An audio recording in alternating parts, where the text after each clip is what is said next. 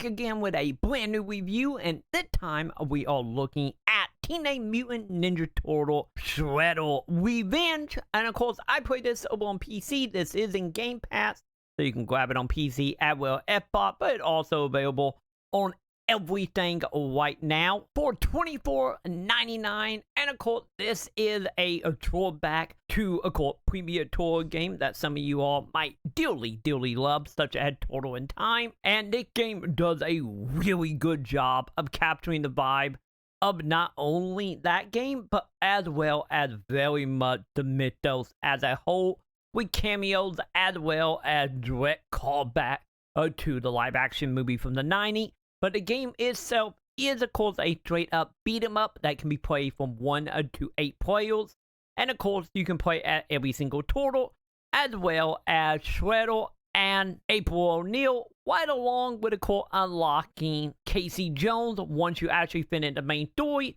The main story not going to take you that long at all. Elite playing it on normal for the most part took me roughly about 2-ish hours to complete. And outside of that, the game does have other replay value beyond just unlocking Casey Jones and playing as him. There is also every one of the levels that you go through will have 3 different objectives for them, as well as collectibles. But as far as the actual mission objective stuff or side missions, most of them are made up of don't use superpower, do not get hit so many times, defeat at number enemy with like biomental effect. Since in the combat there is of course things you can kick around, knock around to cause damage to other enemies inside the game, and all the pretty much build up to of course your 100% standing heal, but they are 100% optional heal.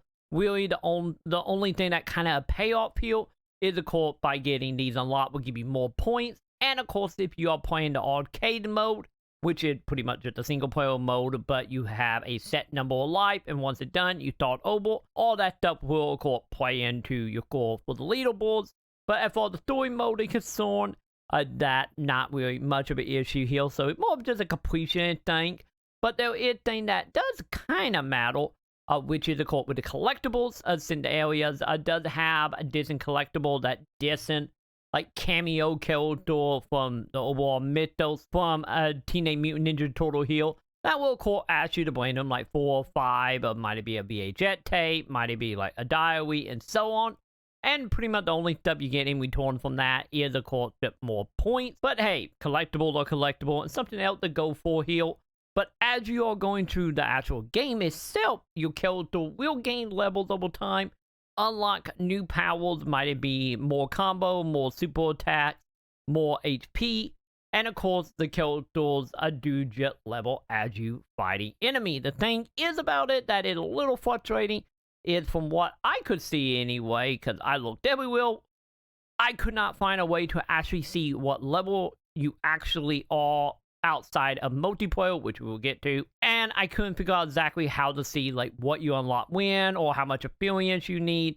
It does very much feel like you're just leveling randomly throughout the game for certain encounters. You do have that in the game, and the leveling system for multiplayer does actually kind of come more into play, because if you are playing it in multiplayer and you just jump into someone that is somewhere randomly in the game, and you playing a character you haven't played before, you will start feeling a little weaker appealed to people who are playing near the end of the game. So keep that in mind. But the multiplayer itself is actually fairly decent here, because this is Elite for the PC version, is a co-op play with, of course, Epic, as well as Xbox as well. And of course, if you do want to play with any of your friends you have on Epic, you do gotta link your Epic account if you are playing off of, course, the Windows Store through Game Pass. You good to go. You can invite people from Steam, Xbox, and if they have no account link on Epic, probably fine, no real issue. I did have one clash that happened when I tried to join multiplayer, but it was more along the lines of, I'm pretty sure it was on my end,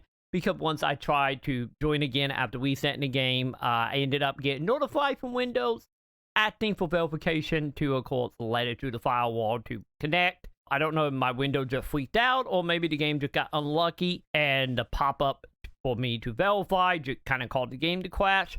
So keep that in mind. That's something that might happen, especially if you're playing on Windows. The only other real issue here that is very nerve-wracking and irritating would be pretty much fighting any flying enemies. And the enemy flying around, hitboxes is not exactly the best.